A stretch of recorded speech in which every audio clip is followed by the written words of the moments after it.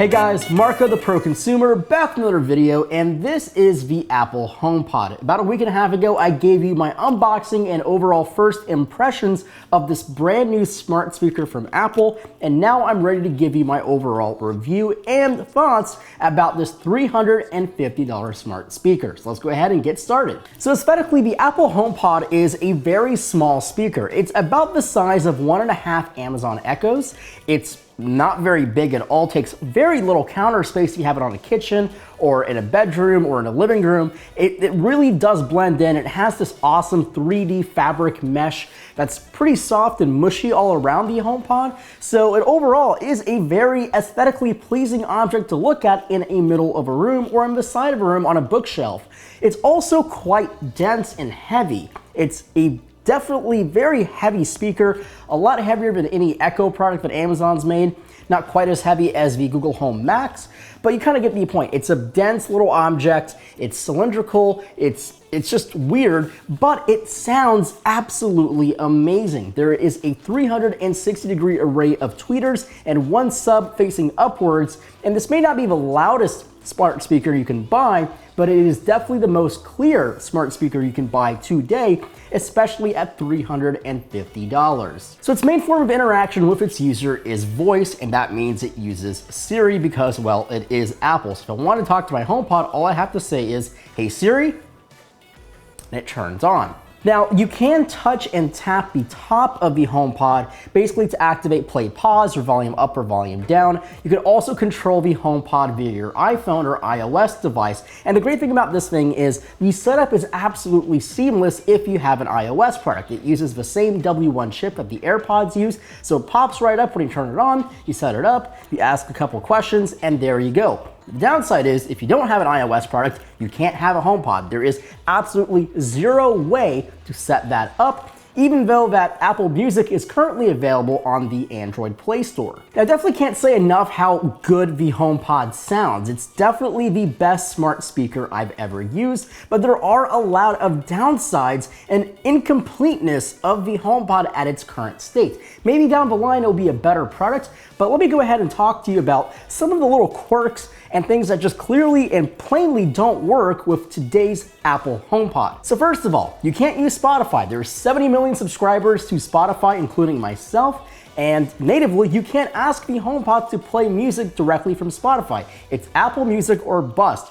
You can AirPlay Spotify to your HomePod through your iPhone or Mac or whatever, but you can't use Spotify natively like you can do on a Google Home Max or the Echo products. Secondly, you can't make any phone calls through the HomePod even though it's connected to your iPhone almost 24/7. Makes no sense that Siri can't do that. I mean, I can do it on my iPad from my iPhone, but I can't do it on the HomePod. Number 3 for me is you can't link multiple HomePods together yet. With AirPlay 2, you will be able to, but we have no idea when that will be coming out. If we just say sometime later this year, that can mean December 2018, or it can mean tomorrow, but today you can't do it on the brand new HomePod, which still makes this thing a very incomplete package. Now, Siri is definitely getting better as an assistant. I don't think it's as good as the Google Assistant.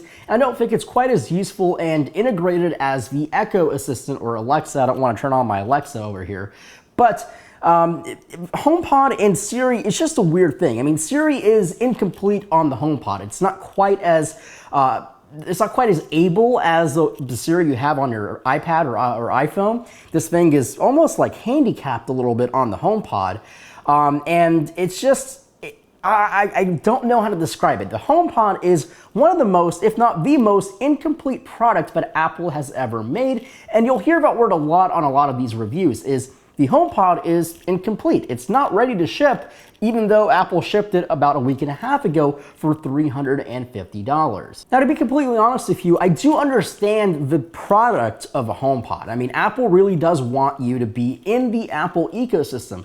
And honestly, the ideal HomePod customer is someone that obviously uses an iPhone or an iPad, someone that obviously uses Apple Music as their only music service, and is wanting a home or at-home speaker.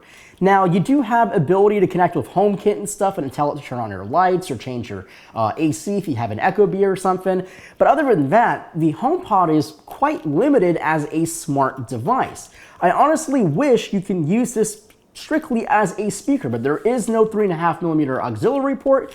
You can't actually use this as a Bluetooth speaker either. So if you have an Android phone or something, you can't use this as a Bluetooth over-the-air speaker. You can only AirPlay things to the HomePod. So those are a lot of downsides with the Apple HomePod. And honestly, for $350, I honestly can't recommend this thing to anyone, especially because it's very incomplete. Maybe down the line when AirPlay 2 is out, maybe it will add Spotify support. I highly doubt that, but hopefully you could add Bluetooth streaming in AirPlay 2. Who knows? But at this current state, unless you're a diehard Apple user that's completely invested in the ecosystem, I mean, I'm very Apple-centric. I use a Mac, have an iPhone, have an Apple TV, but I'm not an Apple Music subscriber because I just don't like their interface. I'm a huge Spotify user because I can use it on an Android phone, I can use it on my iPhone, and I just love the interface of Spotify 10 times more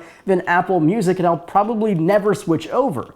So if you are an Apple Music subscriber and you're looking for a smart speaker, then I can't really blame this thing. I mean, it is the best sounding smart speaker you can buy right now.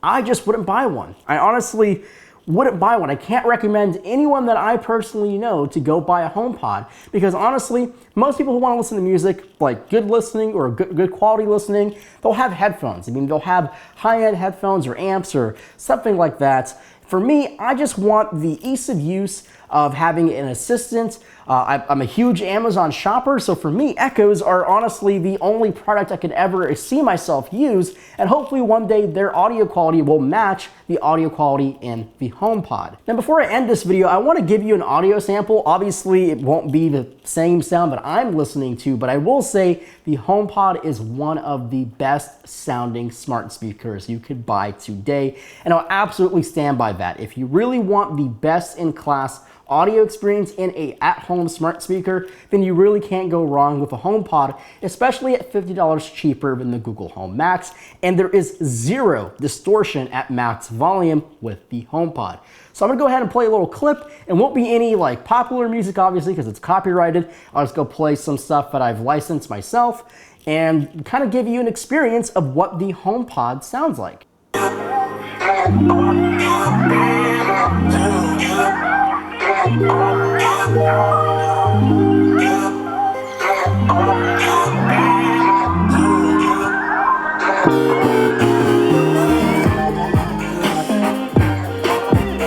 Alright, so those are my overall impressions on the Apple HomePod. As an Apple product, it's the most incomplete Apple product they've ever shipped, and that's honestly a huge disappointment because this is one of the best sounding Apple products I've ever seen. I honestly think the sound engineers should pat themselves on the back, but the software guys and the integration of Siri, no, that's a terrible execution of their mission.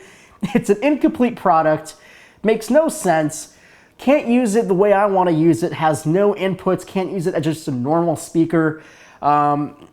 I just, not a buy. I mean, this isn't a product that I recommend to anyone other than those who are absolutely committed to the Apple Music platform. And honestly, if you are and you're in that ecosystem, you probably already have one of these sitting on your kitchen counter. Hope you enjoyed the video. I definitely want to hear your comments and thoughts in the comments below. Hit me up on Twitter at Marco M. Hanna. And I will see you guys all in my next video. See you later.